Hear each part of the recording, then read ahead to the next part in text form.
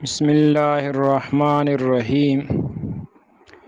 حضرت حکیم الامت مجدد ملت حضرت مولانا اشرف علی صاحب تھانوی رحمۃ اللہ علیہ نے اخبار الزلزلہ کتاب میں یہ لکھا ہے،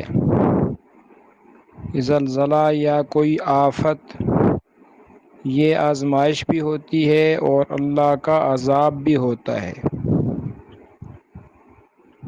یہ آزمائش کب ہوتی ہے، عذاب کب ہوتا ہے؟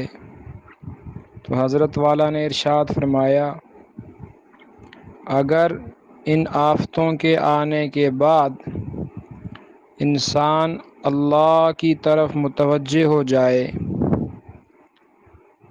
اپنی زندگی کا رخ تبدیل کر لے، توبہ استغفار کر لے، دین کی طرف مائل ہو جائے، گزشتہ زندگی سے گناہوں سے توبہ کر لے، اللہ تعالیٰ کی طرف اپنا رخ موڑ لے، تو یہ آفت، زلزلہ اور سیلاب وغیرہ پھر اللہ تعالیٰ کی طرف سے آزمائش ہیں اور امتحان ہیں۔ آپ نے دیکھا ہوگا کہ اسکول میں، کالج میں، یونیورسٹیز میں امتحان ہوتے ہیں، تو امتحان کیوں ہوتا ہے؟ امتحان اس لیے ہوتا ہے کہ طلباء کو، اسٹوڈنٹس کو ترقی دی جائے، آگے درجے میں بھیجا جائے۔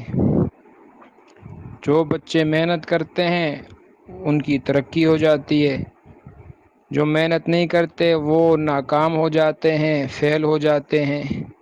اسی طرح بندوں کی آزمائش ہے کہ ان حالات میں اللہ کی طرف کوئی متوجہ ہو گیا تو وہ کامیاب ہو گیا۔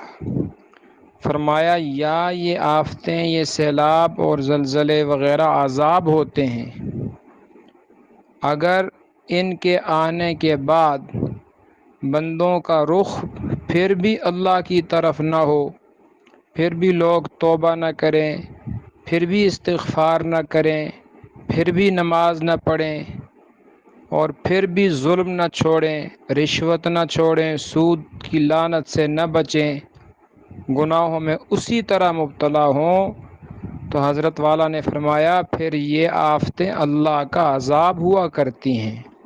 اللہ تعالی ہم سب کو اپنی طرف توجہ کرنے کی، توبہ کرنے کی توفیق نصیب فرمائے، آمین یا رب العالمین۔